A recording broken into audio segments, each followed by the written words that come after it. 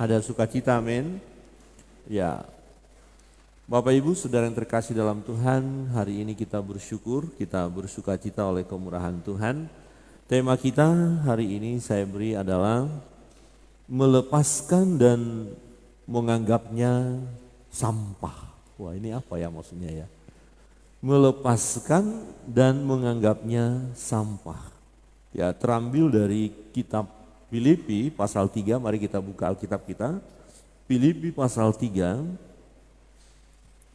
ayat yang ke-7 dan 8 kita akan baca secara bersama-sama. Bapak Ibu bisa buka Alkitabnya. Ayat 8, ayat 7 dan 8 kita baca bersama-sama. 1, 2, 3. Tetapi apa yang dahulu merupakan keuntungan bagiku, sekarang kuanggap rugi karena Kristus. Malahan segala sesuatu kuanggap rugi karena pengenalan akan Kristus Yesus, Tuhanku, lebih mulia daripada semuanya. Oleh karena dialah aku telah melepaskan semuanya itu dan menganggapnya sampah, supaya aku memperoleh Kristus. Saudara, oleh karena Kristus, Rasul Paulus berkata, aku melepaskan semuanya dan bahkan kuanggap sampah. Ya, kira-kira begini, kalau saya membawa sesuatu yang kotor, yang bau, kemana-mana saya akan membawa itu. Nah, kemudian ada orang yang memberitahu bahwa yang saya bawa inilah penyebab bau. Saya menjadi bau karena saya membawa barang yang bau. Nah, kemudian orang itu berkata, lepaskan itu, jangan bawa-bawa barang yang bau itu. Nah, karena saya diberitahu bahwa memang barang ini membuat saya bau, padahal dulunya saya anggap inilah yang menyukakan hati saya, ini yang membahagiakan saya. Tetapi karena saya tahu ternyata ini bau, ini tidak baik bagiku, akhirnya kulepaskan dan kuanggap sampah. Jadi selama ini aku membawa sampah itu. Nah, karena saya tahu itu tidak baik untuk saya, maka saya lepaskan. Nah, saudara yang terkasih dalam Tuhan, dalam Filipi pasal yang ketiga ini pengalaman Rasul Paulus yang tadinya dia sungguh orang hebat secara dunia. Kenapa dia berani berkata, ini kuanggap sampah, kulepaskan. Nah, apa yang harus kita lepaskan dan menganggapnya sampah? Ini merupakan pernyataan Rasul Paulus yang sangat luar biasa. Ya, yang dilepaskannya adalah masa lalu yang tidak benar. Jadi kalau kita mau melepaskan sesuatu dan menganggap sampah, itu adalah masa lalu yang tidak benar. Hidup lama, ya, yang digambarkan seperti barang busuk yang membawa aroma yang tidak sedap, dan itu harus kita lepaskan, ya, kita buang. Nah, Rasul Paulus berani berkata, semua aku lepaskan, padahal secara dunia dia orang hebat, dia orang pintar, dia sarjana, dia diberi hak untuk menganiaya pengikut Kristus. Ya, dia orang yang dipandang hebat, pendidikannya tinggi. Tetapi hal yang dunia itu, kemudian dia bilang, ini kuanggap sampah. Ya, kulepaskan itu semua. Nah, bagaimana dalam perjalanan hidup kita? Ya, kita harus berani melepaskan dan menganggap sampah masa lalu yang tidak benar itu. Kita semua pasti punya masa lalu yang tidak benar. Perbuatan kita yang tidak baik. Ya, di mana kita dulu asik di situ. Nah, itu harus kita lepaskan dan kita anggap sampah. Artinya gini, kalau kita sudah anggap sampah itu, apakah kita mau mengambil lagi dan menikmati lagi? Tentu tidak. Itu sampah, harusnya dibuang. Rasul Paulus berkata bahwa itu semua dianggapnya sampah, dilepaskan. Padahal yang dilepaskan itu secara dunia adalah kehebatan, kebanggaan. Ya, kemampuannya yang dahsyat secara manusia. Tapi dia menganggap itu sia-sia, menganggapnya sampah. Jadi masa lalu yang bagaimana yang dimaksudkan Rasul Paulus ini, yaitu masa lalu tanpa pengenalan Kristus. Menceritakan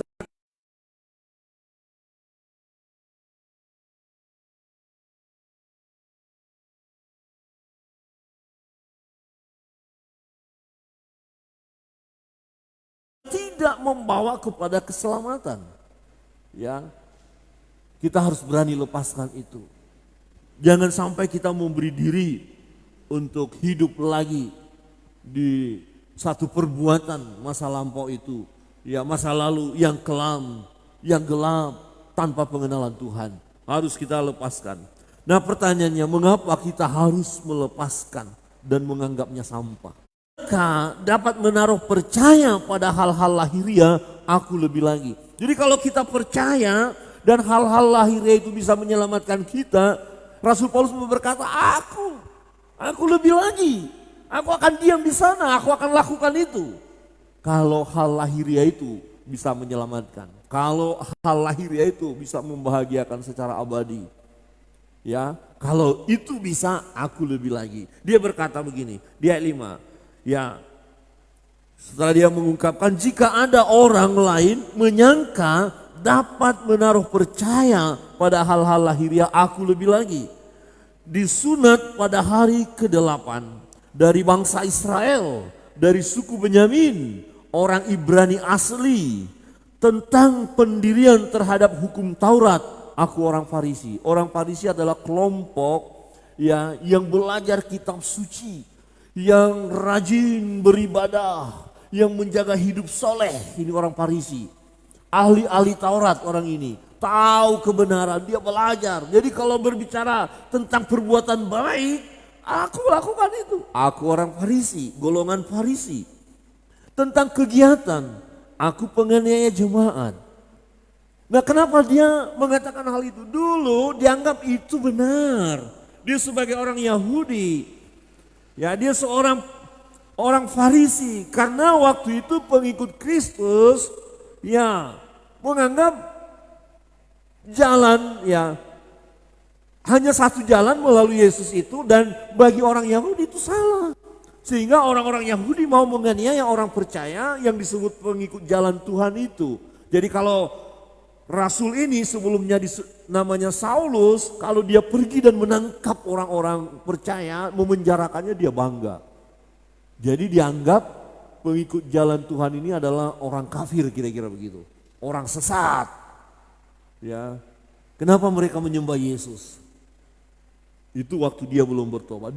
Dia bangga dengan jabatannya, dengan kuasa yang diberikan kepadanya untuk mengejar orang percaya, menangkap dan memasukkan ke dalam penjara. Dia bangga, kalau memang itu menyelamatkan, saya bisa berbangga akan hal itu. Ya, kira-kira begitu kalimatnya ya, kalimat sederhana. Jadi hal lahiriah saya hebat. Ya, tentang kegiatan aku penganiaya jemaat, tentang kebenaran dalam mentaati hukum Taurat aku tidak bercacat.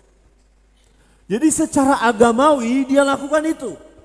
Ya, tapi ini secara lahiriah. Rajin beribadah. Ternyata rajin beribadah enggak jaminan. Ya, rajin mempersembahkan korban keselamatan, korban bakaran. Dia lakukan itu semua. Bersedekah, berpuasa, dia kerjakan. Bahkan menganiaya pengikut jalan Tuhan. Itu perbuatan yang luar biasa. Orang hebat itu, kira-kira begitu. Tapi itu tidak ada artinya. Maka di ayat yang ke-7 berkata begini. Tetapi apa yang dahulu merupakan keuntungan bagiku, sekarang kuanggap rugi karena Kristus. Nah, kita tahu waktu dia sedang mengejar orang-orang percaya, pengikut jalan Tuhan, yang percaya Yesus, murid-murid Yesus. Mereka kejar, dan waktu dia berjalan menuju satu daerah, ya, Damsyik, ada suara, ada cahaya. Dia berjumpa dengan Yesus. Dengan kata Yesus menjumpai dia. Dan kemudian dia berkata, siapakah engkau? Akulah Yesus yang engkau aniaya. Padahal dia sedang mengenai orang percaya. Nah, karena perjumpaan itulah Paulus bertobat. Dia tidak lagi mengejar orang percaya. Sebaliknya dia memberitakan tentang imannya, iman percayanya kepada Yesus. Maka orang-orang berkata begini, bukankah dia dulu mau menghancurkan orang-orang percaya, mengejar-ngejar murid-murid Tuhan? Kenapa dia sekarang memberitakan tentang Yesus? Nah, jadi yang tadinya dianggap hebat, bangga dia. Oh, saya orang Yahudi, suku Benyamin, orang Farisi, ahli Taurat, hebat, bangga. Tapi setelah berjumpa dengan Yesus, ya dia menganggap ini kerugian. Dia buang itu, dilepaskan itu dan dianggap sampah. Jadi orang-orang yang membanggakan dirinya secara lahiriah itu tidak ada artinya. Tidak perlu kita menyombongkan diri kita, kita hebat. Kalau Kristus tidak ada di dalam kita, itu hanya akan membawa kita kepada kematian yang abadi. Bersyukur dia berjumpa dengan Yesus. Sehingga pada akhirnya dia berkata begini, aku punya keyakinan yang kokoh tentang Injil. Bahwa Injil adalah kekuatan Allah yang menyelamatkan. Kenapa dia bisa berkata seperti itu? Padahal dia hendak menghancurkan Injil itu. Dia mau membinasakan orang-orang percaya. Dia bangga, dia hebat. Tetapi itu tidak ada artinya. Itu sia-sia. Ya, dia katakan bahwa kalau orang menaruh percaya kepada hal-hal lahiriah, aku bisa, tapi itu enggak ada artinya. Ya, kalau saudara ada orang-orang lain membanggakan kehebatannya, kepintarannya membuat dia akan bahagia, tidak akan sanggup. Ya, dunia menawarkan kepada kita supaya kita menikmati dunia. Nyaman sudah, tenang, nikmati dunia. Tidak bisa memberikan kenikmatan abadi. Sesaat ya, secara daging ya, tetapi kemudian itu akan menghancurkan hidup kita. Karena tidak ada Kristus di dalam kita. Seperti yang saya gambarkan, kita sedang membawa benda-benda yang kotor. Kenapa? Karena Kristus belum ada di dalam kita. Tapi karena perjumpaan kita dengan Kristus, kita tahu barang ini kotor.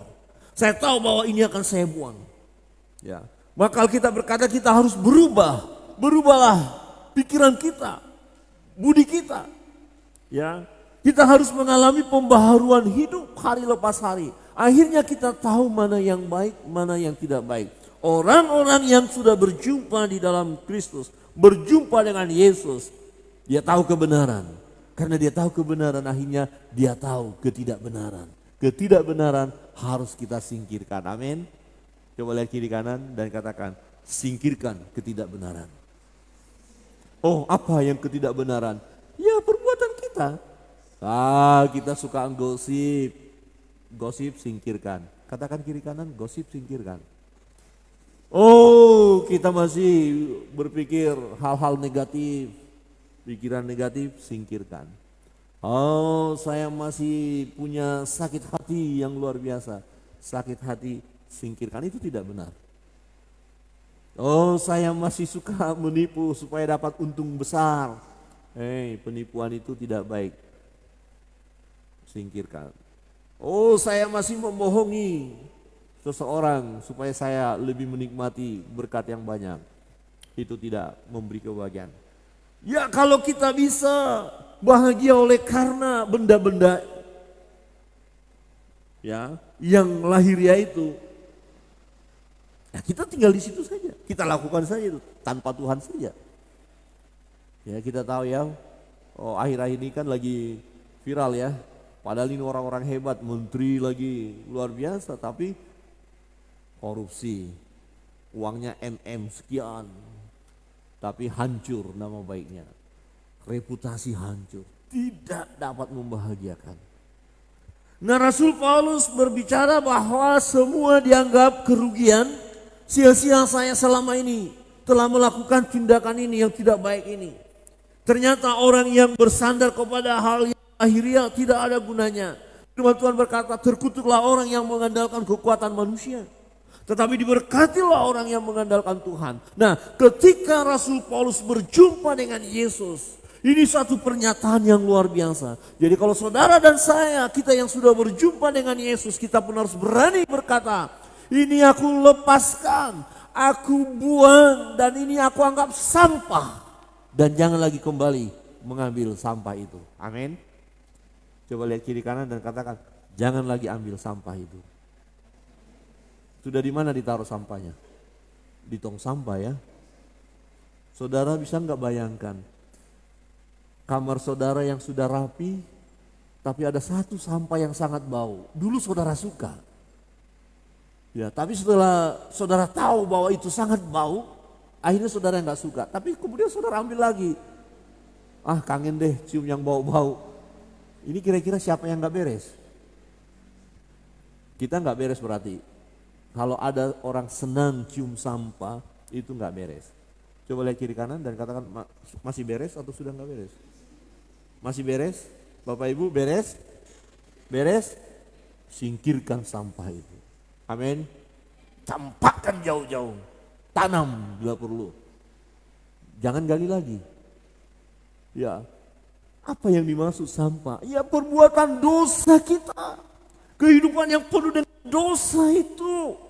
Jangan lagi nyaman di dalam perbuatan dosa itu. Lepaskan.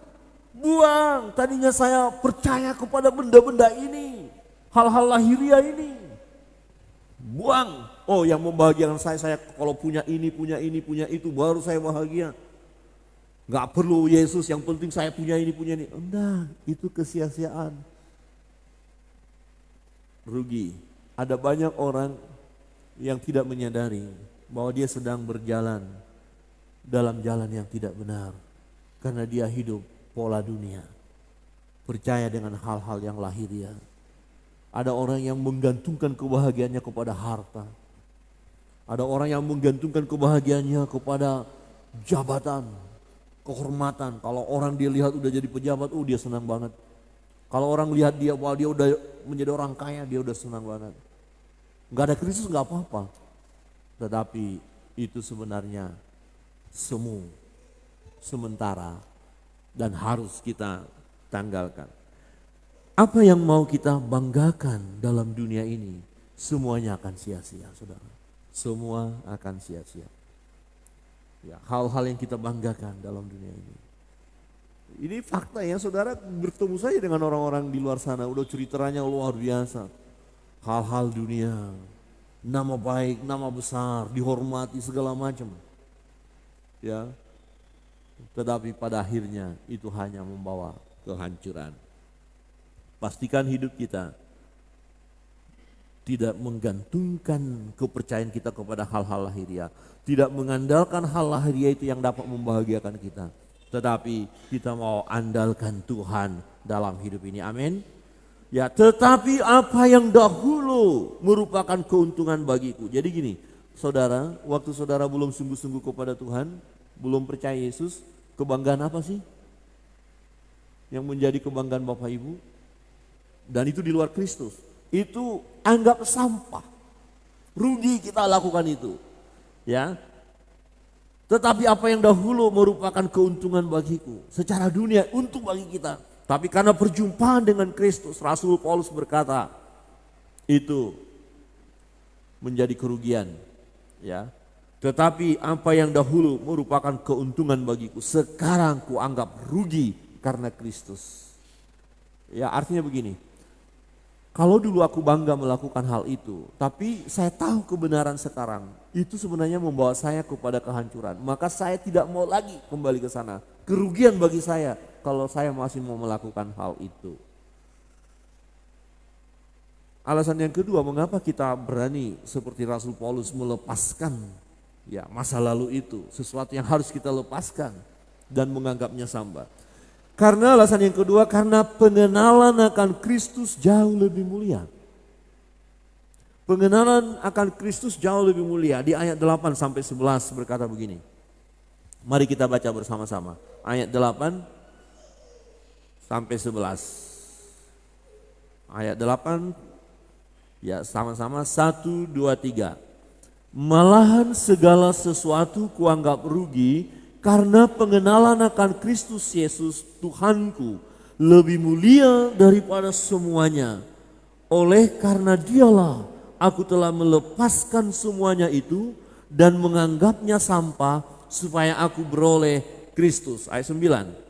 Dan berada dalam dia bukan dengan kebenaranku sendiri karena mentaati hukum Taurat, melainkan dengan kebenaran karena kepercayaan kepada Kristus, ya kebenaran yang Allah anugerahkan berdasarkan kepercayaan. 10. Yang kukehendaki ialah mengenal dia dan kuasa kebangkitannya dan persekutuan dalam penderitaannya, di mana aku menjadi serupa dengan dia dalam kematiannya. Ayat 11, supaya aku akhirnya beroleh kebangkitan dari antara orang mati. Ini rahasianya. Ya, karena dia melepaskan masa lalu yang dianggap sampah. Karena dia mau pengenalan akan Kristus. Ya, dia melayani, dia mengalami siksaan, dia dipenjara. Dan kitab Filipi ini ditulis kepada jemaat di Filipi di dalam penjara. Ya, dia digebukin, ya, dianiaya, disesah, dilempari dengan batu. Ya, dia alami itu. Dia berkata, Yesus pun sudah mengalami penderitaan itu. Jadi satu kebahagiaan bagi Rasul Paulus kalaupun dia akhirnya mengalami hal itu. Kalau dulu dia bangga dengan dunianya, tapi karena pengenalan Kristus, ini penderitaan. Mungkin orang dunia akan berkata itu konyol. Kebodohan itu, mengapa mau diperlakukan seperti itu? Tapi karena dia sudah berjumpa dengan Yesus dan dia tahu apa yang dialami oleh Yesus, dia bilang apa? Ini jauh lebih mulia. Ya, jauh lebih mulia. Ya. Malahan segala sesuatu kuanggap rugi karena pengenalan akan Kristus Yesus Tuhanku lebih mulia daripada semuanya. Karena dia tahu sesuatu yang lebih bagus, yang lebih indah, yang membawa dia kepada keselamatan, di mana dia nanti akan dibangkitkan dari antara orang mati. Ini sesuatu yang sangat berharga. Itu sebabnya dia mau melepaskan semuanya dan menganggap sampah oleh karena pengenalan akan Yesus. Jadi kalau saudara dan saya mengenal Yesus, kita belajar tentang firman, maka hal-hal dunia yang akan menggoda kita, kita akan berkata itu sampah. Karena ini jauh lebih mulia, jauh lebih nikmat. Ya, misalnya ada 2 buku diberikan kepada saudara. Ya, 1 novel, 1 Alkitab. Saudara pilih mana? Alkitab atau novel? Halo? Mulai bimbang ya. Yang suka novel? Alkitab atau novel? Puji Tuhan. Tapi novelnya ceritanya bagus loh. Tetapi kenapa ada orang baca novel 3 jam tidak masalah, kok baca Alkitab 2 menit sudah langsung ngantuk? Ada orang baca Alkitab itu 1 pasal aja nggak sanggup. Tapi coba komik, Coughing Ho,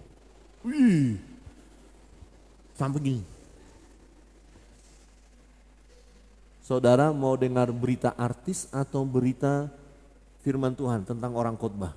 Oke, sekarang ada YouTube. Wah, ini cerita artis-artis top. Ini cerita tentang khotbah.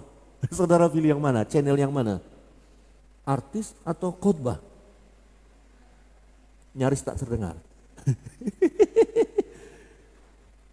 Khotbah ya, keren banget. Yang benar. Coba lihat kiri kanan, kata yang benar. Jujur aja, status-status di Facebook itu lebih banyak status firman Tuhan atau status dunia? Dunia kan? Saudara suka dunia atau suka firman? Suka firman ya. Amin. Haleluya. Ya. Karena Rasul ini tahu ini jauh lebih mulia. Nah, persoalan dalam hidup kita begitu sulit kita menikmati firman itu. Dunia menggoda kita. Tetapi kita harus berani melangkah dan berkata pengenalan akan Yesus jauh lebih mulia. Dan saya mau belajar firman Allah, saya mau belajar mentaati firman, saya mau melakukan hal yang benar, saya berjuang mematikan keinginan daging ini. Saya mau lepaskan dengan keterikatan dunia. Karena jauh lebih baik, lebih mulia, lebih nikmat kalau saya berada di dalam Kristus. Dikatakan, dan berada dalam Dia bukan dengan kebenaran sendiri karena mentaati hukum Taurat, melainkan dengan kebenaran karena kepercayaan kepada Kristus. Berada di dalam Dia, tetaplah kita di dalam Kristus. Dalam segenap perjalanan hidup kita, pikiran kita, perkataan kita harus ada di dalam Kristus. Jangan coba-coba mencari sesuatu untuk menyelesaikan masalah saudara di luar Kristus. Jangan coba-coba. Tetapi dunia menggoda kita. Udah lakukan saja. Udah cara ini beres. Selesai. Gak usah doa. Gimana doa? Gak dijawab juga doamu kok. Padahal itu ujian loh. Tuhan tidak langsung menjawab seketika doa kita. Karena menguji iman kita apakah kita masih tetap percaya kepada Dia atau tidak. Tetapi banyak orang yang sudah mulai, aduh Tuhan kayaknya sih enggak deh, cari jalan alternatif saja. Tetapi Rasul Paulus mengingatkan kita sesuai dengan apa yang dia alami. Dan dia berkata semua masa lalu kebanggaannya secara dunia itu dilepaskan, kuanggap sampah. Karena pengenalan akan Kristus dan dia mau terus tinggal di dalam Kristus. Yang ku kehendaki ialah, ayat 10 dikatakan, yang ku kehendaki ialah, yang aku mau adalah, yang aku perjuangkan adalah mengenal Dia dan kuasa kebangkitannya dan persekutuan dalam penderitaannya, di mana aku menjadi serupa dengan Dia dalam kematiannya. Serupa dengan Kristus. Jadi kita pun harus mempersiapkan diri kita juga menderita oleh karena mempertahankan iman kita. Amin. Seringkali saya katakan yang punya pacar, pemuda-pemudi banyak di sini ya, kalau pasangannya itu yang tidak seiman harus rela diputus daripada putus sama Tuhan. Amin. Mulai ada senyum-senyum ini. Atau mungkin Pak Pendeta biar saya tarik dia sudah jadi orang Kristen. Itu jauh lebih bagus. Tetapi jangan coba-coba. Kita lemah, saudara lemah. Bukannya saudara tarik dia yang tarik saudara. Coba lihat kiri kanan, katakan hati-hati, jangan ditarik dia. Ya kan? Ada banyak yang mau menarik kita. Ya tidak hanya pasangan, itu faktanya. Ada banyak pergumulan dari gereja adalah pergumulan muda-mudi. Ya banyak akhirnya tinggalkan Kristus karena hanya teman hidup. Dia enggak menguasai, dia enggak tahu bahwa jauh lebih mulia ada di dalam Kristus. Jauh lebih mulia ada di dalam Tuhan. Ya. Apakah mungkin jabatan yang menggoda, naik pangkat yang menggoda, harta yang menggoda. Itu enggak ada apa-apanya dibandingkan kita yang hidup di dalam Kristus dan berada dalam Dia, berada dalam Kristus, hidup di dalam Tuhan, ingin tahu terus tentang apa yang mau dikerjakan, apa yang diperintahkan Tuhan, apa yang harus aku lakukan Tuhan. Jadi saudara perlu kita bersama-sama belajar, ya, mengandalkan Tuhan dalam hidup ini. Ketika kita melakukan sesuatu kita bertanya, Tuhan akankah ini aku lakukan, ini benarkah? Serahkan terus kepada Tuhan. Ya misalnya kita mau bikin usaha, bikin pekerjaan, Tuhan apakah pekerjaan ini berkenan kepadamu? Kalau ya lakukan. Kalau ternyata kita temukan ini pekerjaan ini sangat-sangat berbahaya tentang iman kita di situ, jauhkan. Ya, jangan berada di situ. Saudara yang terkasih dalam Tuhan, bersyukurlah bahwa kita boleh percaya kepada Yesus. Jadi pengenalan akan Kristus itu jauh lebih mulia. Tidak sia-sia saudara menjadi orang Kristen. Tidak sia-sia saya menjadi orang Kristen. Amin. Dan jangan sekali-kali ya menyangkal Kristus. Hanya karena dunia. Hanya karena yang lainnya. Hanya karena kebutuhan makan dan minum dan selainnya. Di ayat bagian yang ketiga. Alasan yang ketiga. Ya, mengapa Rasul Paulus berani meninggalkannya, melepaskannya dan menganggap sampah. Ya, karena dia berjuang untuk memperoleh hadiah panggilan surgawi. Ini yang utama, dia mengarahkan pandangannya kepada masa depan.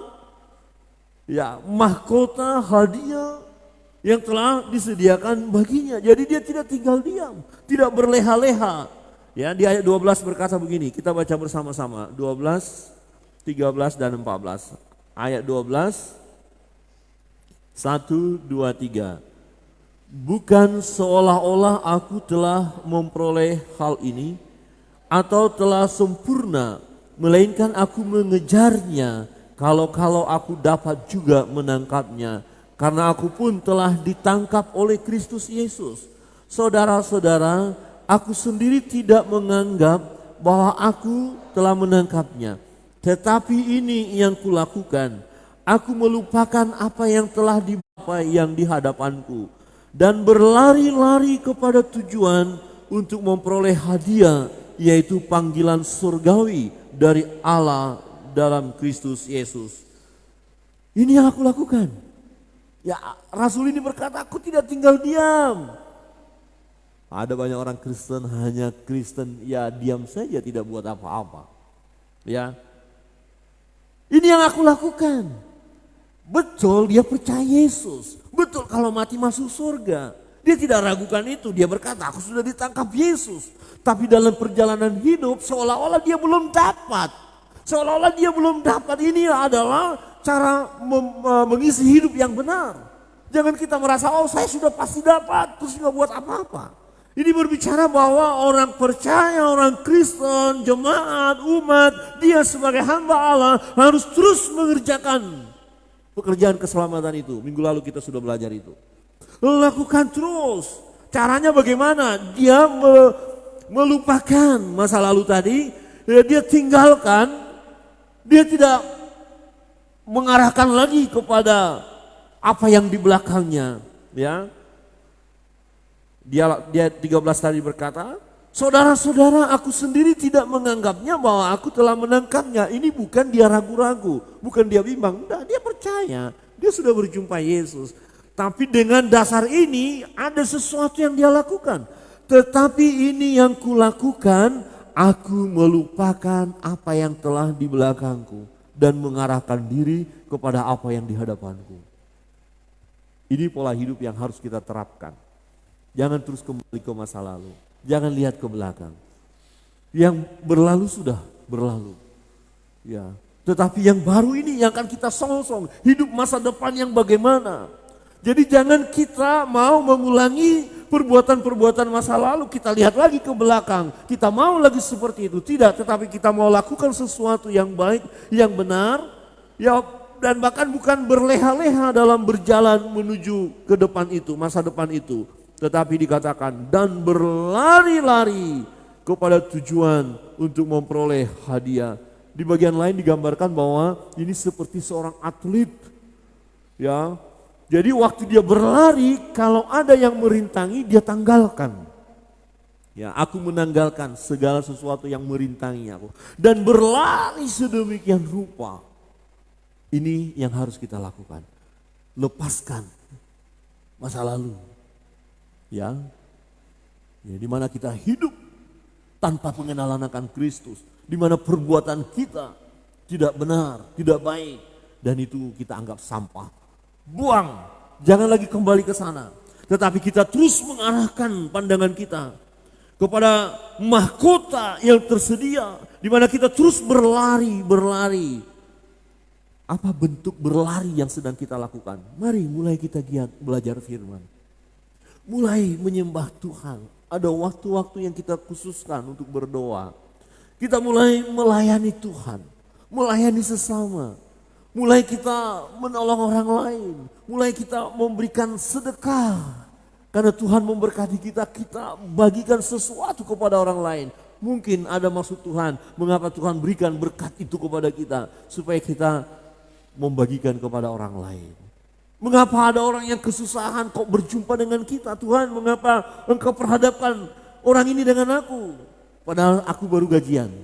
Kira-kira begini, Bapak Ibu baru gajian nih, terus ada orang kelaparan. Loh Tuhan, kenapa ada orang ini?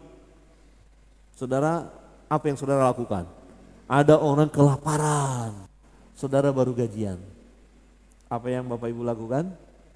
Tentu Bapak Ibu lakukan langsung ambil uang dan beli nasi, makanan, atau berikan kepada dia. Mas, Mbak, silakan beli makanan, ada sedikit berkat. Amin, amin. Atau rasain lu mau apa kek, mau mati ya sama, ada sudah. Mati aja kok lama-lama. Lebih cepat lebih bagus, aduh sadis banget. Jangan begitulah. Ya, bagikan. Itu, jadi perbuatan-perbuatan kita masa kini seperti kita sedang berlari. Terus, mengapa berlari ini ada masanya, ada waktunya. Ada waktu di mana kita gak bisa berlari lagi. Waktu telah Tuhan sediakan sedemikian rupa. Jadi terus tanggalkan semua yang merintangi. Kebanggaan-kebanggaan dunia lepaskan. Bahkan orang yang kita kasih pun, kalau dia menghalangi kita untuk berlari, tinggalkan dia. Jangan menoleh kepada dia. Amin. Amin. Ya, sama seperti Bapak Lot. Ketika disuruh malaikat itu lari bersama anak-anaknya, istrinya masih noleh ke belakang. Sudah dibilang, jangan menoleh ke belakang. Ada apa di belakang? Kan mereka lari meninggalkan kotanya. Di kotanya itu, orang ini kan Lot orang kaya, punya harta. Ya, Lot sudah lari dengan anak-anaknya, ditarik sama malaikat Tuhan. Tapi istri Lot menoleh ke belakang. Terikat dengan hartanya, terikat dengan kesenangan-kesenangan dunia, dan menjadi tiang garam. Halo, lihat kiri kanan dan katakan jangan ke belakang. Awas tiang garam. Jangan, lari saja terus karena Tuhan pimpin kita untuk berlari. Berlari, jangan kita sesali. Ya, apa yang sudah kita jalankan ini. Jangan berkata kembali saja saya seperti orang Israel ketika keluar dari Mesir. Ya, kenapa kita nggak kembali ke Mesir? Jangan kita berkata seperti itu. Tapi tanah perjanjian ada di depan. Lari saja ke sana, pergi ke sana. Tempat itu sudah disediakan. Saudara, kita harus giat dalam hidup ini. Giat lakukan sesuatu yang benar, yang berkenan kepada Allah, yang sesuai dengan firman Allah. Jadi hidup kita ini digambarkan seperti hidup orang-orang yang sedang berlomba, berlari. Berlarilah sedemikian rupa sampai garis akhir, finish.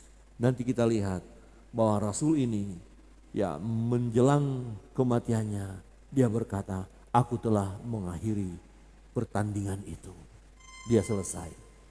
Jadi jangan kita tidak mengerjakannya sampai tuntas. Jadi lakukan. Tetap setia beribadah kepada Allah, amin. Tetap setia membaca Alkitab. Tetap setia berdoa, mendoakan orang lain, tidak hanya diri sendiri. Banyak hal yang perlu kita doakan. Tetap setia melayani orang lain, membimbing orang lain. Dan kita mau dipakai oleh Tuhan. Bapak Ibu saudara yang terkasih dalam Tuhan. Rasul Paulus berkata, aku lepaskan dan aku anggap sampah, yaitu masa lalu. Ya, kebanggaan dunia, ya, yang tidak membawa kepada kebahagiaan abadi. Ya, hidup tanpa Kristus itu masa lalu, tinggalkan. Tetapi kita sekarang, hidup kita ada dalam Kristus. Terus pengenalan akan Kristus kita giatkan, lakukan. Itu jauh lebih mulia, jauh lebih indah. Dan mari kita terus berlomba, berlari sampai tujuan akhir. Kiranya Tuhan memberkati kita. Sebagai orang-orang percaya kita terima kebenaran firman Tuhan. Pemain musik maju ke depan, kita